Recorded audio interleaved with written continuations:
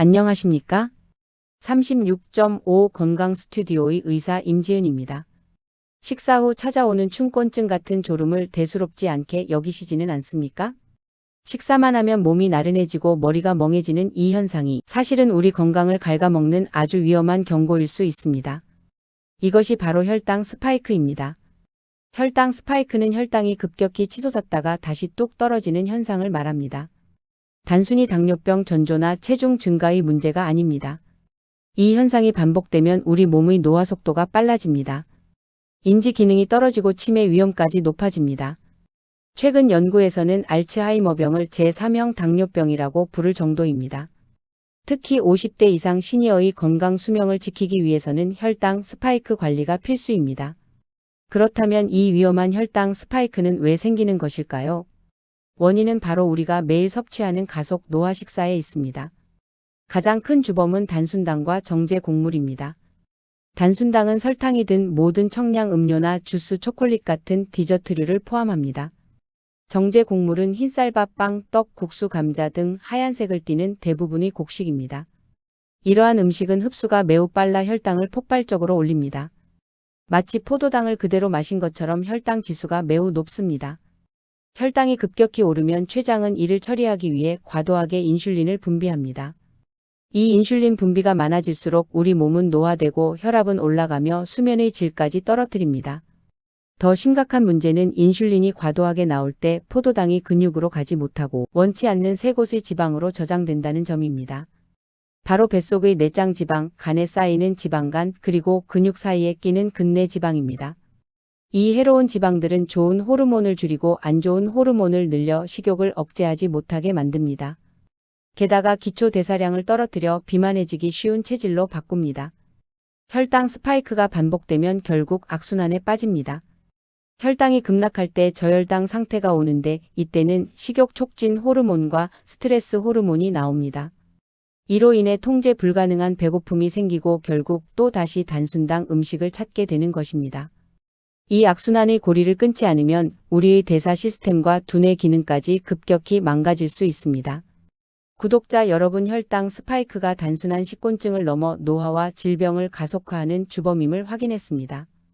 이제부터는 혈당 곡선을 마치 잔잔한 호수처럼 평탄하게 유지할 수 있는 가장 과학적이고 실천적인 저속 노화 식습관 4가지를 하나씩 깊이 있게 알아보겠습니다.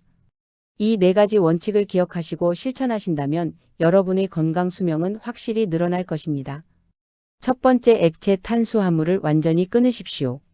혈당 스파이크를 일으키는 가장 빠르고 강력한 요인은 바로 액체 형태의 탄수화물입니다.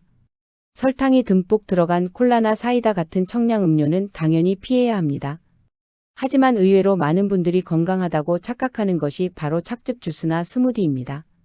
신선한 과일이나 채소를 갈아 만든 주스는 섬유질이 파괴되고 수분만 남습니다. 이 과정에서 당분이 우리 몸에 흡수되는 속도가 극도로 빨라집니다. 특히 문제가 되는 것은 과당입니다.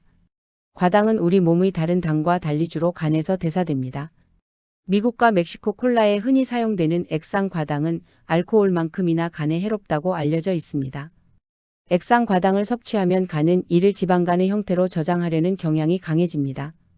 술을 마시지 않아도 지방간이 생기는 이유가 바로 여기에 있습니다. 과당은 또한 근육 조직에도 지방을 쌓이게 만듭니다.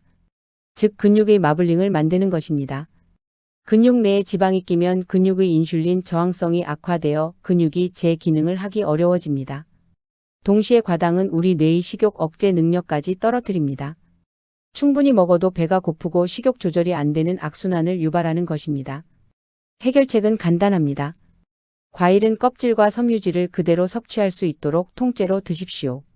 갈아 마시는 대신 꼭꼭 씹어 먹는 것이 중요합니다.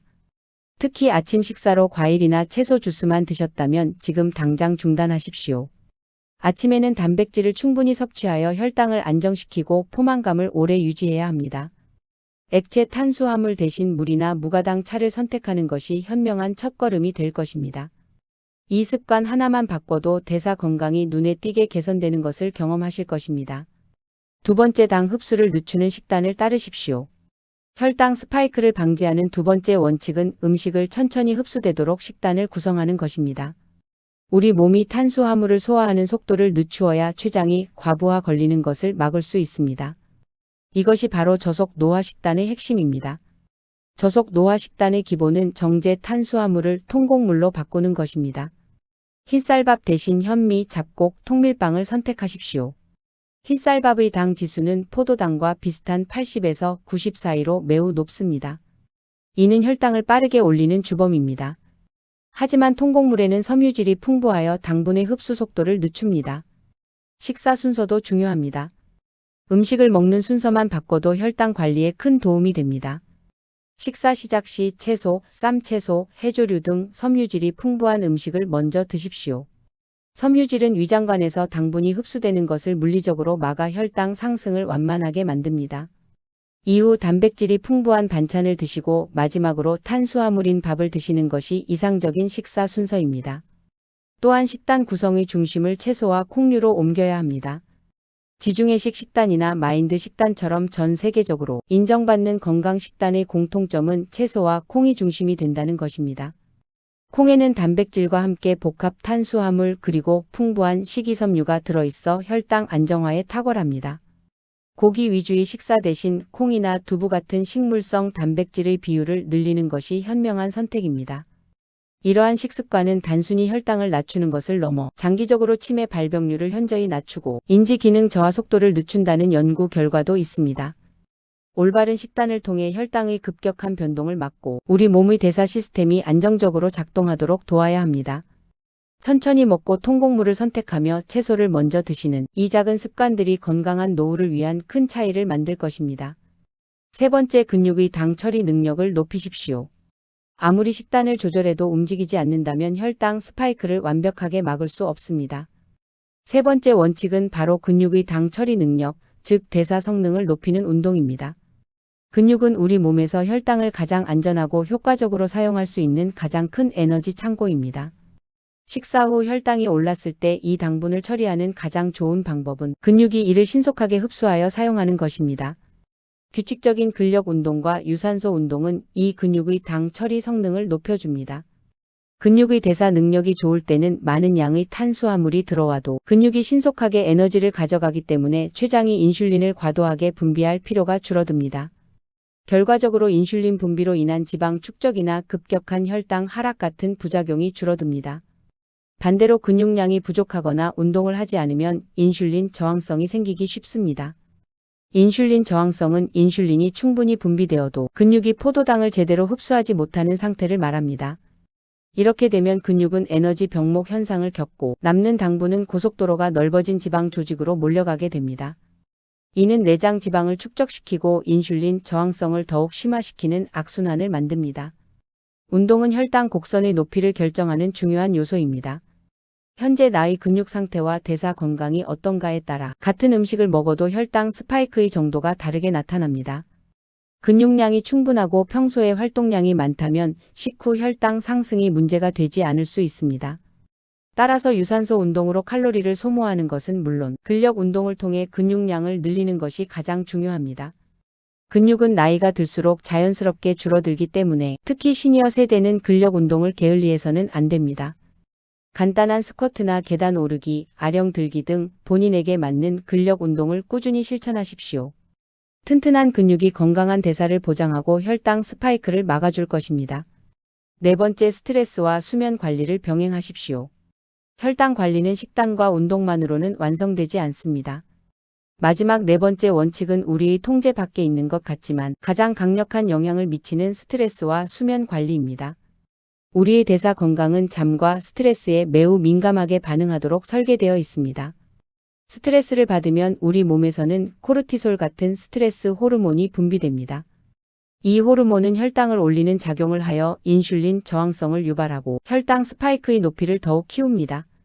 그리고 만성적인 스트레스는 충동 조절 능력을 떨어뜨려 몸에 해로운 단순당과 정제 곡물을 찾도록 만듭니다. 스트레스 해소를 위해 단 음식을 찾는 순간 악순환이 시작되는 것입니다. 여기서 수면 문제가 추가되면 상황은 더욱 악화됩니다.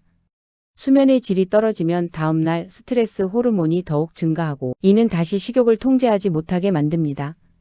또한 수면 부족은 뇌의 기능을 떨어뜨려 치매의 원인 물질인 아밀로이드 베타 같은 뇌 독소가 자는 동안 제대로 제거되지 못하게 합니다. 수면 장애는 부종을 유발하고 다시 다음 날의 컨디션을 나쁘게 만들어 식습관까지 악화시킵니다. 결국 스트레스, 수면, 식습관, 혈당은 서로 엮여 벗어나기 힘든 불길한 사중주를 만듭니다. 우리는 스트레스 해소나 잠을 포기한 채 오로지 식단만으로는 혈당 문제를 해결하기 어렵다는 점을 이해해야 합니다. 그러므로 잠의 양뿐만 아니라 질을 높이는 데 집중해야 합니다. 규칙적인 수면 시간을 유지하고 잠들기 전에는 전자기기 사용을 피하며 숙면에 도움이 되는 환경을 만드십시오.